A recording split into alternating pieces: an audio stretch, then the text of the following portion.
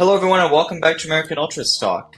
The new season is here with the Premier League, La Liga, and Liga even kicking off as this video goes out. So, what better time than to put out my USMNT Abroad season predictions? Now, we have a variety of categories here. It's all the same categories as last year. If you watched at the end of last season, our season awards video. It's all the same categories from there. So we're going to be giving out top goal scorer, top assister, breakout player, comeback player, best transfer, worst transfer, biggest surprise, biggest disappointment, young player of the year, and of course, best player of the year. Predicting all of these things for the coming season. The most important one, I would argue, in the USMNT's history, seeing as after the season is over, we will have the World Cup at home in 2026, and it's absolutely vital that these guys abroad have good seasons if they want to make the squad for the most important World Cup in our nation's history.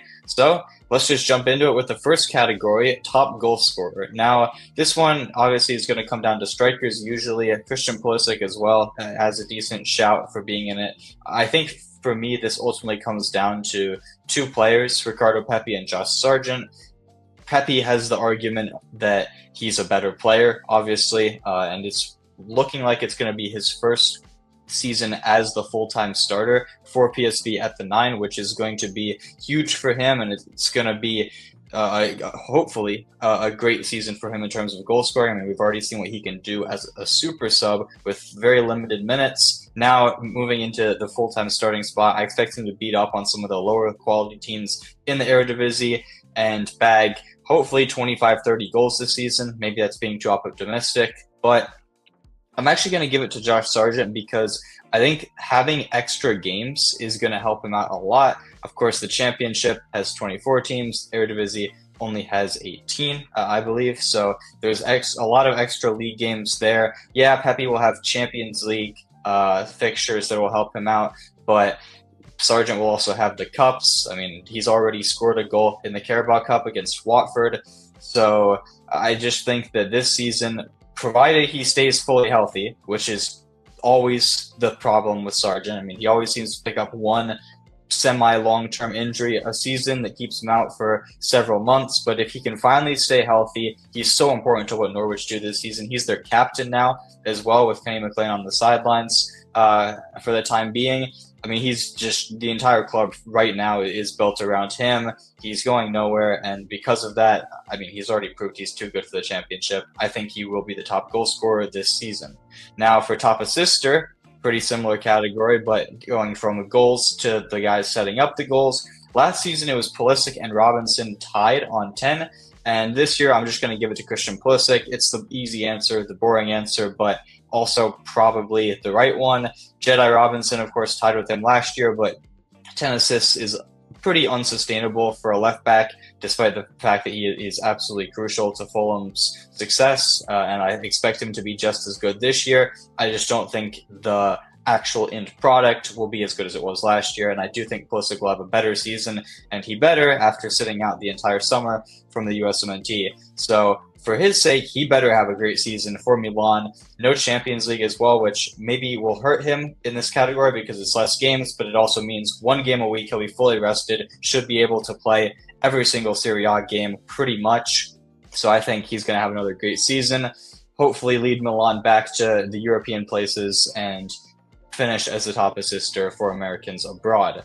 Now, moving on to Breakout Player of the Year, and I'm going to give it to a guy who I actually awarded it for last season, Paxton Aaronson. And the reason I'm giving him this, as opposed to another player who's maybe lesser known, is because I truly think that this is the year that Paxton Aaronson establishes himself as a USMNT regular. He has a incredible opportunity to do so. Now playing in the Bundesliga with Eintracht Frankfurt, it's a step up from what he's been doing the past 2 seasons in the Eredivisie. He's looking like a key part of the squad already in preseason. I don't know if he's going to start the season as a starter for them. In fact, I don't think he will. But I am confident that by the end of the season, he will be a locked-in starter for Frankfurt, a key part of what they do, especially in that midfield, box-to-box role. I mean, we saw last season at Utrecht, he played in the double pivot. His defensive duties were so good. I think it's the part of his game that's the most underrated, but he can still get it done going forward. 15 goal contributions for them as he led them to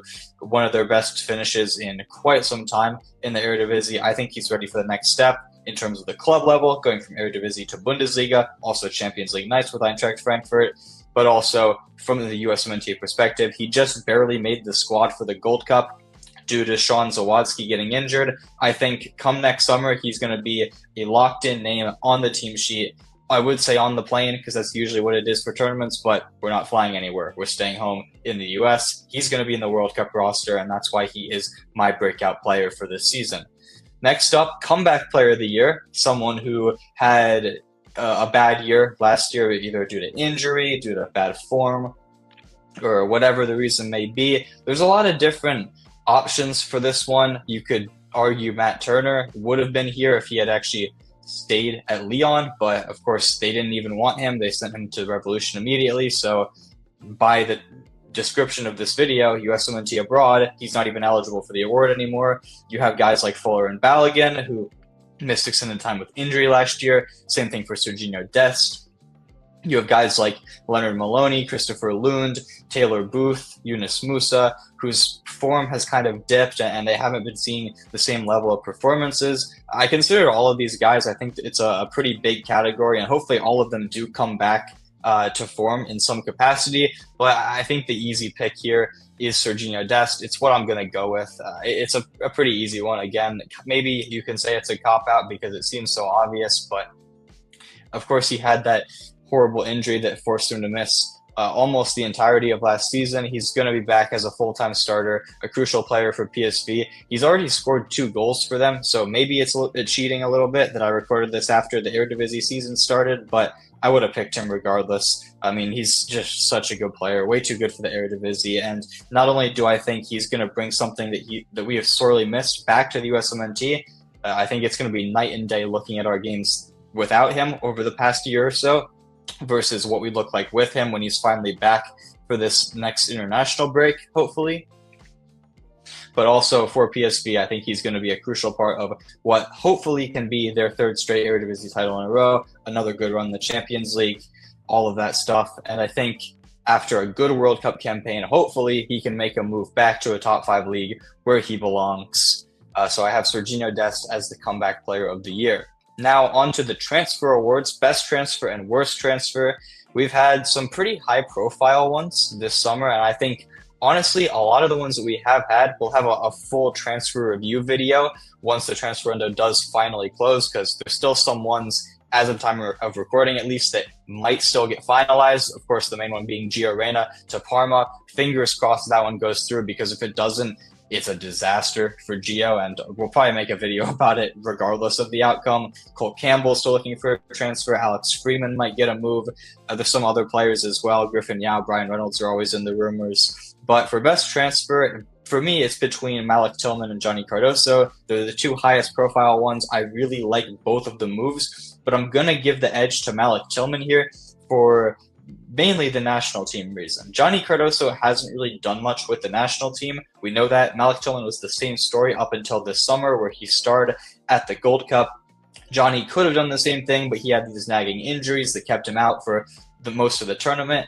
And I do think that Malik Tillman is now in a better position to break out, so to speak, for the USMNT. He's already had his coming out party over the summer, and now he's suited to be a regular, probably a full-time starter for the national team going forward. Johnny's still kind of not fighting for a roster spot, really. I think he's probably fine on that aspect, but still fighting for a role in the starting lineup that he probably will not get, at least before the World Cup.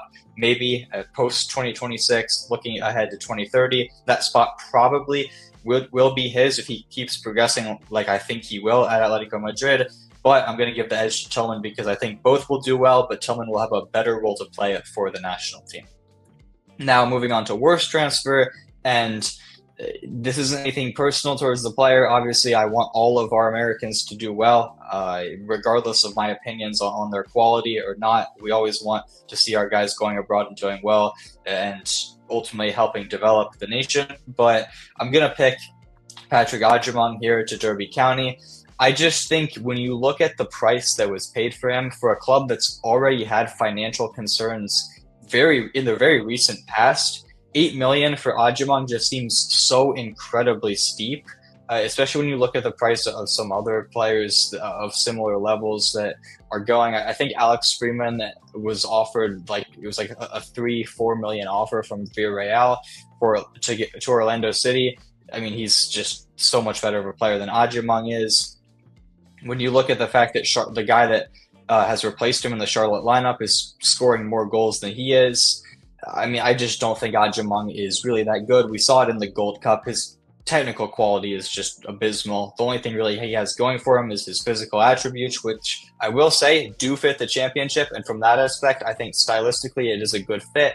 I just don't personally think that he is a good enough footballer to succeed at that level. I think there's going to be a lot of pressure on him to succeed. Derby County were only 1 point off relegation last year, and I do think they'll have a better season this time out, but they spent a lot of money on him and they're going to need him to come good. The fact that he's starting out the season with an injury already doesn't help his case, because if he comes back and they're struggling to start the season, if he comes back in let's say a month's time and they're in the relegation zone, he's going to need to hit the ground running immediately. And if he doesn't, there's going to be a lot of criticism on him. So unfortunately, I do think Patrick Ajimong will fail, at least for the time being, at Derby County. And that's why I'm saying worst transfer. Hopefully he proves me wrong, because basically he's still in the USMNT striker conversation somehow. Also, speaking on that, I think that this move to the championship, where we have so many other strikers, for Sargent, Haji Wright, Damian Downs now, if Patrick Ajimong is exposed, like I think he will be, as worse than all of these players in the same league, even players like Charlie Kelman are there as well, I think it hurts his USMNT stock tremendously. So props to him for making the move. Some players don't, looking at you, Jesus Ferreira, but I don't think this transfer will work out for the best for Ajimong. Now, moving on back to the positives, to biggest surprise, and I'm going to give it to, it's funny, I was actually debating between two Japanese Americans for this. Taishi Brendan Nozawa, the goalkeeper who moved to Royal Antwerp in the Belgian league, and Henry Chase, the center back. We saw him break through into the first team with Stuttgart last season. He's made a permanent move to Red Bull Salzburg now, and I've decided to give it to Chase because looking at Royal Antwerp's situation, I think Nozawa is currently injured. At least he hasn't been making the squad for the first few games of the season. The Belgian league starts quite early. I think it's like one of the first major leagues in Europe to actually kick off its season. I think they've had 3 games so far, and he hasn't made the squad yet. I don't know what exactly the injury is, or even if it is that at all. But looking at the starting goalkeeper that Antwerp do have, I think it could be a little bit difficult, at least initially, for Nozawa to fight for the starting spot. Henry Chase, looking at Salzburg center backs, I think there is definitely a place that he can slot in there. They haven't started the season to their usual standard, and I think they are in need of some reinforcements. Chase being the perfect guy there. And if you look at Salzburg's track record for developing talent that you wouldn't have seen coming, I mean, it speaks for itself. So many incredible players coming from Salzburg, including the guy whose jersey I'm wearing, Brendan Aronson, of course, the best of the lot. But all jokes aside, I think Henry Chase is in for a great season at a great developmental club. And who knows, maybe he even sneaks his way into the USMNT conversation, of course, provided that he does ultimately choose us over Japan. But I do think he will. Now, the reverse of biggest surprise is biggest disappointment. And this is the only other negative category, I promise. The rest of the video is positive. But I'm going to end up picking Fuller and Balogun here. This could have been Gio Reyna, and I will say if Gio Reyna stays at Dortmund, I will change my pick to him, kind of, but also, is that even really a disappointment? Because how many people are actually still expecting things from Gio Reyna at this point in his career? It's really sad to say that, but I think we all know how bad the past 2 years have gone for him. So I'm going to instead go for Balogun. He was obviously a huge money move when he made the move to Monaco initially. And of course, the injuries haven't really helped him get off to the best of starts. He also had that whole debacle at the start of his first season where he was missing every single penalty kick that he was given. It was kind of crazy, honestly, how many he was missing. But hopefully he should be back fully healthy for the season. I just think if you look at the other striker options that Monaco have, I can't see Balogun establishing himself as a full-time starter. And because of that, considering the amount of money that they've paid to him, considering the fact that he is currently the starting striker for the USMNT. Maybe Papi eclipses him this year. I kind of think that might happen. I'm going to have to say that I think Balogun will be the biggest disappointment this season. Again, I hope he proves me wrong. I don't want any of our players to disappoint, but I have to pick somebody, and I think it will be Balogun. Now, moving on to Best Young Player, the final award before Best Player of the Season. And I'm going to pick Malachi Banks here. I could have picked him for biggest surprise. I could have picked him for breakout player. Those two categories are kind of similar, but I wanted to show the love to the other guys that I do think will have standout seasons. And I needed somebody for this category. If you look at the other options, if Cole Campbell had gotten his transfer to Stuttgart, it's looking like that's probably not going to happen now. If it did, I probably would have picked him here and shifted Banks into one of the other categories, but I needed to give Banks love somewhere, and this seemed like the perfect place to do it. I think he's going to have an incredible season for Augsburg, firmly establishing himself as a first-team player. He kind of did that last year, but I think he's going to become a full-time starter by the end of the season. Honestly, I think it'll even happen by January. His preseason has been so good for them, and I think it's clear now that he has tools that possibly no center back in the USMNT's history has ever had. That seems like a lot of pressure to put on him, but I truly think he can handle it. And when you look at the center back uncertainty that we had alongside Chris Richards, I mean, we were starting, what, a 38-year-old, 37-year-old Tim Ream at the Gold Cup. McKenzie has been error-prone, to say the least, for the USMNT, despite his pretty solid form in Ligue 1. You have Miles Robinson, Walker Zimmerman as options, but I mean, we know they aren't that great. The Celtic boys, too, are playing at a low level. I think Malachi Banks has what it takes to step in, have a breakout season at Augsburg in the Bundesliga, and establish himself as the starter for the USMNT next to Chris Richards. That's my bold prediction for the season, and I truly, truly hope it happens, because if he doesn't, our center back options are looking very, very bleak. Now, before I give out Best Player of the Season, I'm going to give an extra award to Christian Pulisic for Worst Documentary. The less said about that, the better. Long story short, I think that documentary that he has done more harm than good to the perception of him. And honestly, he comes across as an entitled, spoiled brat, to say the least. But moving on to Best Player of the Year, and I'm going to give it to that entitled, spoiled brat, Christian Pulisic. I just think that, again, like I said for Best Assister, he has no excuses to not have an incredible season for Milan. At the end of the day, I really don't like the way that he's approached the USMNT recently, and especially his comments online, but he is still our best player. He's our most important player, and I think he's going to prove that again this season at Milan. I mean, he's, again, one of the only consistent performers there at a club that has really been struggling. He needs to have a good season if they're going to get back to anywhere close to where they want to be, and I really think that he will. I think not having those extra games is going to help his fitness out tremendously. Hopefully, for his sake, that break that he took over the summer will help as well. I know he was receiving injections towards the end of last season to finish out games. So I think now back to full fitness, only playing one game a week because they don't have Europe. I think that this is going to be a huge season for Pulisic and hopefully Milan. And ideally, he can have another big season, let's say 20 goals, 15 assists, something like that. It seems lofty, but these are the standards that we're going to be expecting from someone who's so outspoken in the media. Hopefully he can do that and bring it into next summer, because we're going to need Pulisic to be on his best of form if we're going to accomplish anything at the World Cup. But those are my predictions for the 2025-2026 season for all of our USMNT players abroad. Let me know in the comments, what do you think? Who do you think is going to be the best transfer, the worst transfer, player of the year, top goal scorer, all of these awards? Let me know your predictions. Let me know what you think of mine, and give me a hot take as well. Maybe we'll do a video in the near future picking some hot takes for this coming season. That's always a fun one. So give me a bold prediction for this coming season. We're going to need some things to go our way if we want to do well in the World Cup. So let's start manifesting in the comments. Please leave a like and subscribe if you enjoy the content. It means a lot, helps out the channel a ton.